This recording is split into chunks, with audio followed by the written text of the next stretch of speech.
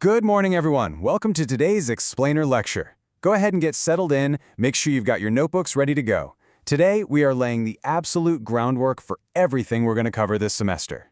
We're looking at Chapter 1, an overview of financial accounting. Now, whether your goal is to be a chief accountant, a financial analyst, or even a CEO down the line, what we're talking about today forms the literal building blocks of the field. We're going to take it step by step, nice and easy, to make sure you've got a rock-solid grasp on these concepts. All right, let's just dive right in. Here is our roadmap for the day. First up, an introduction to accounting. Then we'll look at financial versus managerial accounting.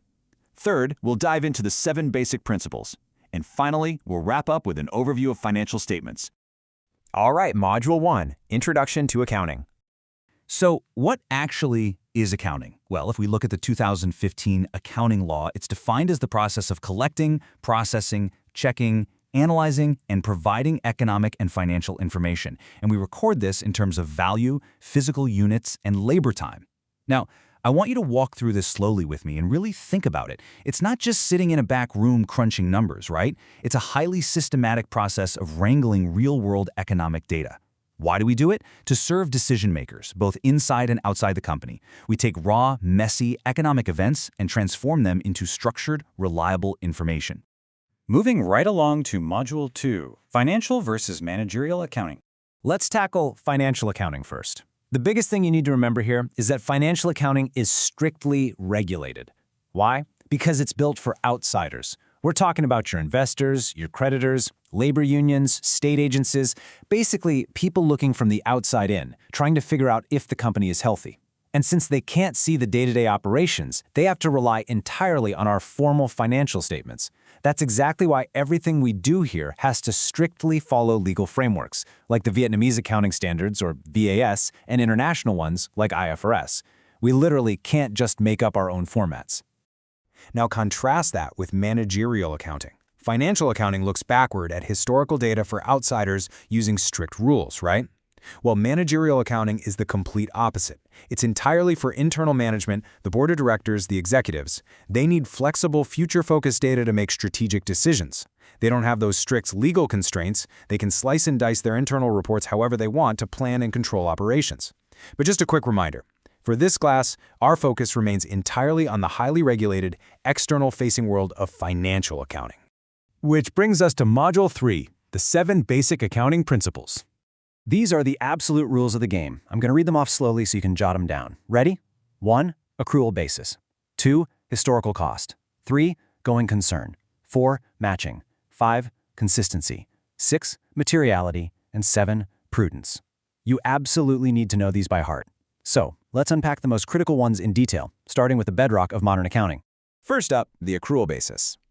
This rule dictates that all economic transactions, whether it's assets, liabilities, equity, revenues, or expenses, must be recorded at the exact time they occur.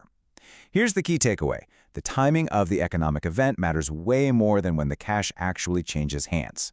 For example, if you make a sale on credit today, you record that revenue today, even if the client isn't actually going to hand you the cash until next month.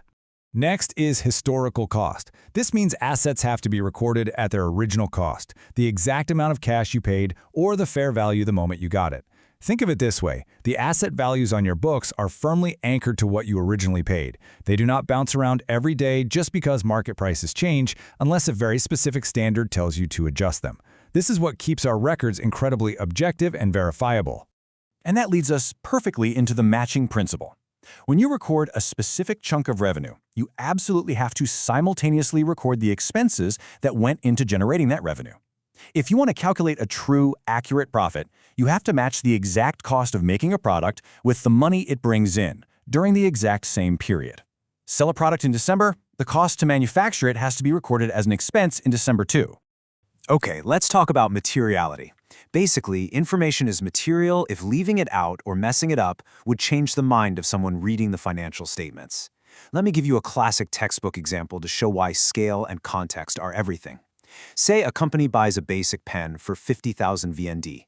Technically, sure, it's an asset that might last a year, but tracking its daily depreciation? Total waste of time. It's completely immaterial, so we just expense it right away. But what if there's a reporting error of 50 billion VND? Yeah, that is highly material. That would completely flip an investor's view of the company's health. Context is everything. Now, what's really cool is how these principles actually team up. They don't just exist in a vacuum, they're synergistic. The accrual basis plus going concern, that forms the very foundation of our financial statements. The matching principle, paired with prudence, ensures we get the timing right without artificially inflating our profits. And consistency, combined with materiality, guarantees that the reports we generate are both comparable over time and highly reliable. All right, last section. Module 4, Financial Statements Overview. Financial statements are the ultimate end product of financial accounting.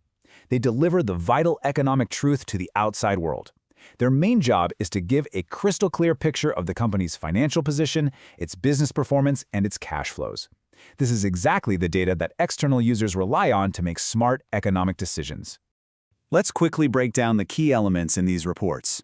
First, assets. These are the economic resources the company actually controls. Second, liabilities. These are the present financial obligations the company has to settle. And the difference between those two, that's equity. Next, we have revenues and expenses, which tell us if we made an overall profit or took a loss. And lastly, cash flows, which we track across 3 distinct buckets: operating activities, investing activities, and financing activities. Understanding the distinct definitions of each of these is absolutely crucial. Now, we can't just publish these whenever we feel like it. We have strict deadlines. The primary reporting period is the annual report, which usually ends December 31st to match the calendar year. But we also have interim reports, quarterly or semi-annually, to provide timely updates to investors. And occasionally, we have special reporting periods, which are triggered by huge, specific events like a company merger, a spin-off, a dissolution, or a bankruptcy. To wrap up the factual part of today's explainer lecture, I really want to stress the heavy legal weight of these documents. A financial statement is a formal legal document. You can't just print it out and hand it over. It requires explicit signatures. Specifically, it has to be signed by the preparer, the chief accountant, and the enterprise's legal representative. When they sign, they are taking full legal responsibility for the accuracy and compliance of the data inside. It is not just paperwork, folks. It's a legal guarantee. Before you all pack up your bags, I want to leave you with a quick, provocative thought exercise for your homework. We've established that financial accounting is this rigorous, highly regulated system built on those 7 synergistic principles. So think deeply about this. What if a company decided to just ignore one core principle? Say they completely ditch the accrual basis and only record cash when it actually hits their bank account. How drastically would those final financial statements misrepresent the company's true economic health to investors? I want you to really consider the catastrophic cascade effect of ignoring just one single rule. Think about it, and we'll discuss it next time. Thanks for your attention today. Class dismissed.